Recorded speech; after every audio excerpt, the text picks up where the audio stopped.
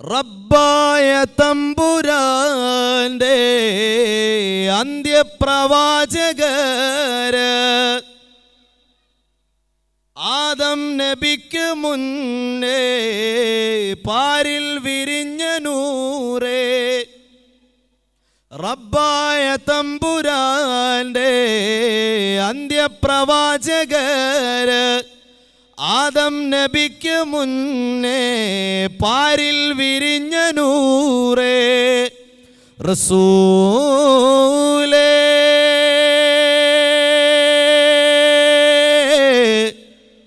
റസൂലേ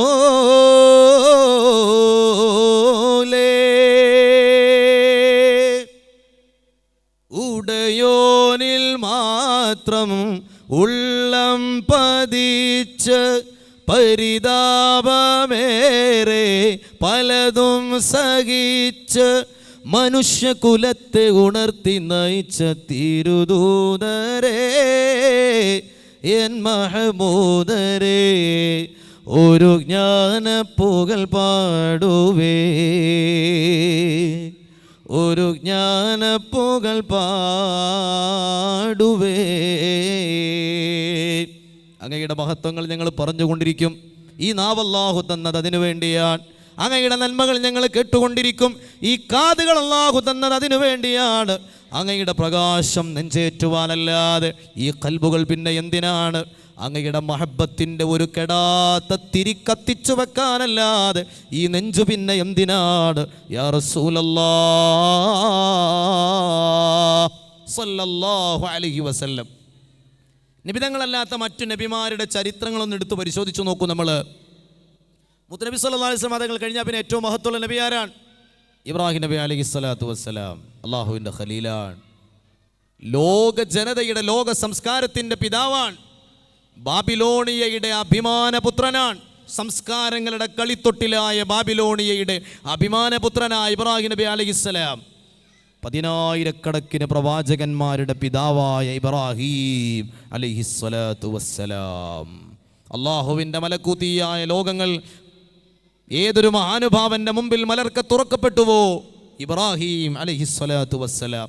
അള്ളാഹുവിൻ്റെ പരിശുദ്ധമായ കഅബാലയത്ത് നിർമ്മിക്കുവാൻ അള്ളാഹു ഏൽപ്പിച്ച ഇബ്രാഹിം നബി അലൈഹിസ്സലാം, സകല മതക്കാരുടെയും മുമ്പിൽ ബഹുമാന്യനായ ഇബ്രാഹിം നബി അലൈഹിസ്സലാം.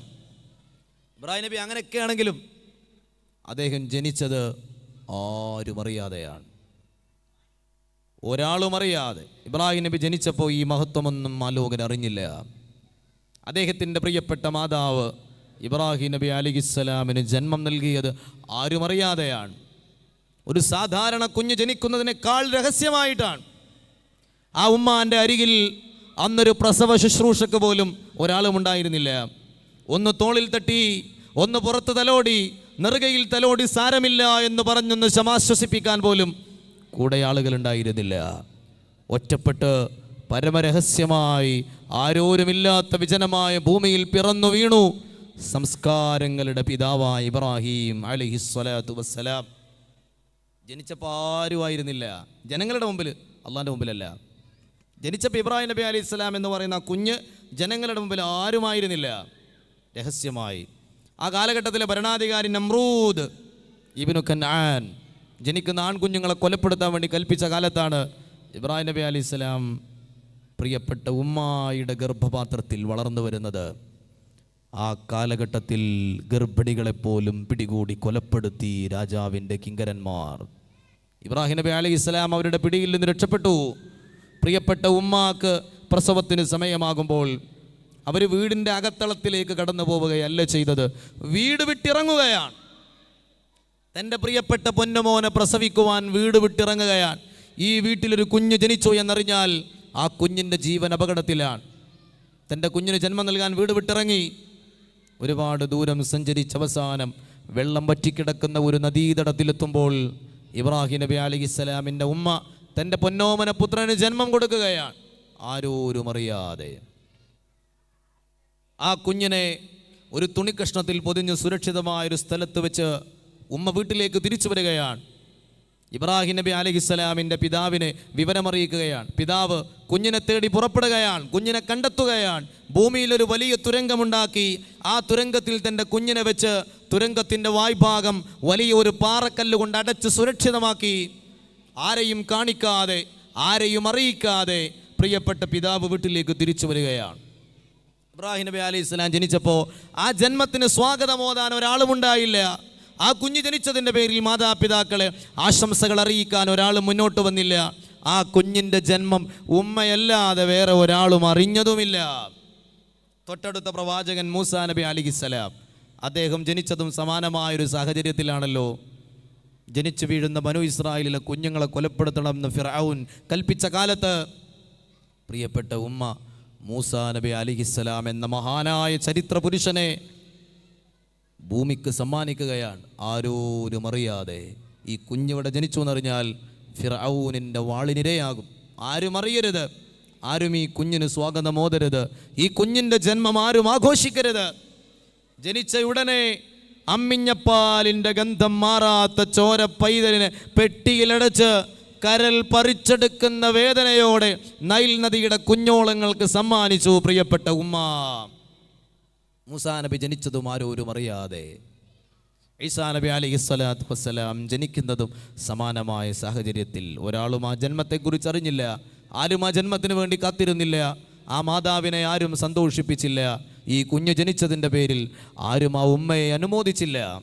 മറിയം ബീബി റളിയല്ലാഹു അൻഹ പ്രസവത്തിന് സമയമാകുമ്പോൾ വീട് വിട്ടിറങ്ങുകയാണ്. തൻ്റെ താമസ സ്ഥലം ഉപേക്ഷിച്ച് പുറത്തിറങ്ങുകയാണ്. ജനങ്ങളില്ലാത്ത വിജനമായൊരു സ്ഥലത്തേക്ക് കടന്നു ചെല്ലുകയാണ്. അന്ന് മറിയം ബീവിയുടെ കൂടെ ആരും ഉണ്ടായില്ല. ഒന്നാശ്വസിപ്പിക്കാൻ പോലും മറിയം ബീവിയുടെ കൂടെ ഒരു മനുഷ്യനും ഉണ്ടായില്ല. അവർ ക്ഷീണത്താൽ, വേദനയാൽ, പ്രയാസത്താൽ, തളർച്ചയാൽ ഒരു ഈത്തപ്പനയുടെ അരികിൽ ചെന്നിരിക്കുകയാണ്. ആ ഈത്തപ്പന പോലും ഉണങ്ങിയതായിരുന്നു എന്ന് വിശുദ്ധമായ ഖുർആൻ. ഈത്തപ്പനക്ക് പോലും മറിയം ബീവിക്കൊന്ന് തണലിട്ട് കൊടുക്കാൻ കഴിഞ്ഞില്ല. അത്രയേറെ ഒറ്റപ്പെട്ട്, ആരോരുമില്ലാതെ, വിഷണ്ണയായി, ഖിന്നയായി, പ്രയാസം സഹിച്ച് തളർന്ന് മറിയം ബീബി റളിയല്ലാഹു അൻഹ പറയുന്ന ഒരു വാക്കുണ്ട്. പ്രിയപ്പെട്ട പൊന്നുമോന് ജന്മം നൽകുന്നത് ഏതൊരു ഉമ്മാക്കാണ് സന്തോഷമില്ലാതിരിക്കുക.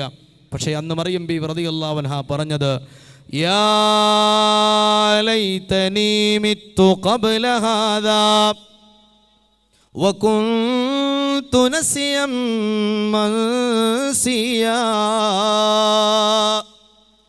ഈ ഒരു അനുഭവം അഭിമുഖീകരിക്കുന്നതിൻ്റെ മുമ്പ് ഞാൻ മരിച്ചു പോയിരുന്നെങ്കിൽ എത്ര നന്നായിരുന്നേനെ തമ്പുരാനെ.